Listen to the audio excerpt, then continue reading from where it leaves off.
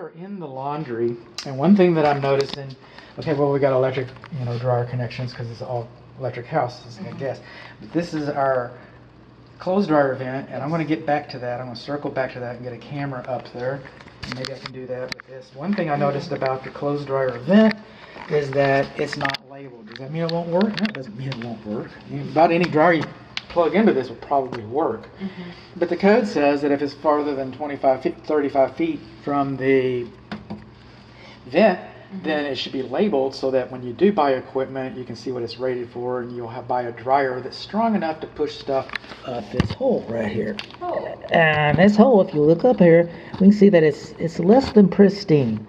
We've definitely seen more clogged, dryer vents, but this one needs cleaning. So, and you're supposed to clean them once a year, and again, nobody does that, but every 2 years you're in a multifamily housing situation. And so, this house is only as safe as your neighbor's house, but there should be some kind of routine to clean these things because there's a lot of clothes dryer fires. Now, when this home is 20 years old, and 20 years ago, this was not required to be GFCI protected, and it's not. And 20 years ago, this was not required to be GFCI protected, and it's not. So you do not have GFCI protection in your laundry. And it's hot and cold. Yay, team. But that's not why we're here. We're here for the water heater. Okay. Well, we're going to get off track one more time. See that blue valve up there? That is your main water shutoff valve. Parallel is on, perpendicular is off. If you've got a problem with the water, just turn that off, and that'll isolate the whole apartment until you get what you need. You can pinpoint the problem. That's your water meter up there. It's an electronic water meter. And nobody's coming into your house. Shouldn't have to come into your house for that unless it's some kind of maintenance thing. So let's talk about the water heater in and of itself. Okay, that's what we're here for, right? We've got a 50-gallon water heater. It's a lot of water for a one-bedroom home.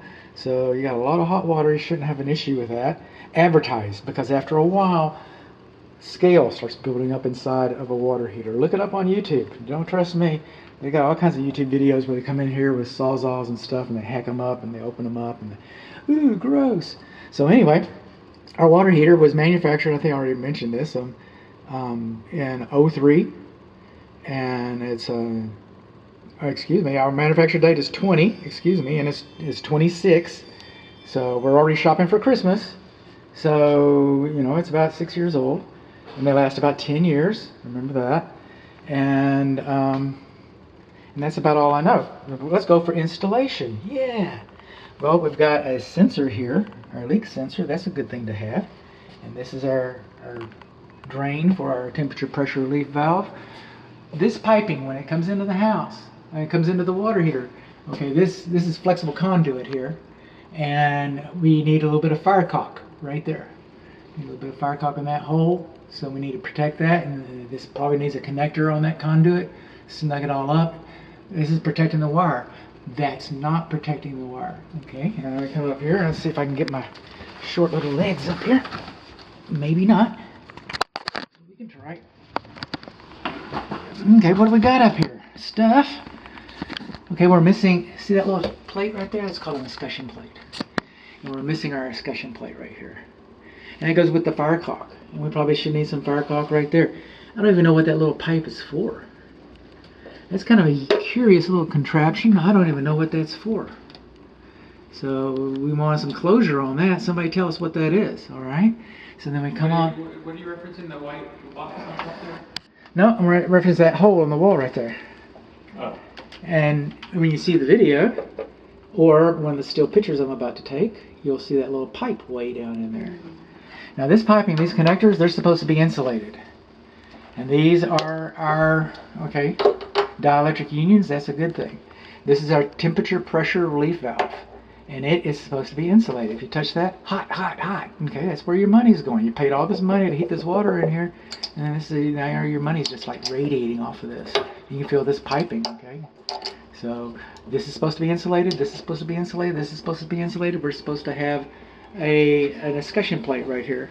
We want to know what this little hole is, and then we come over here on our electrical, and we need some kind of a connector, but we need that hole filled up right there.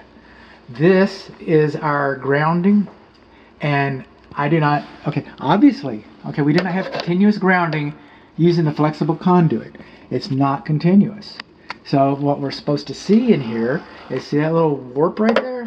Okay, a little wire is supposed to come out, a little wire, but a bare copper wire is supposed to come out there and wrap around that green bolt right there. And when it does that, then you know, you can look on the outside. A service technician can look at this and know that the unit's grounded.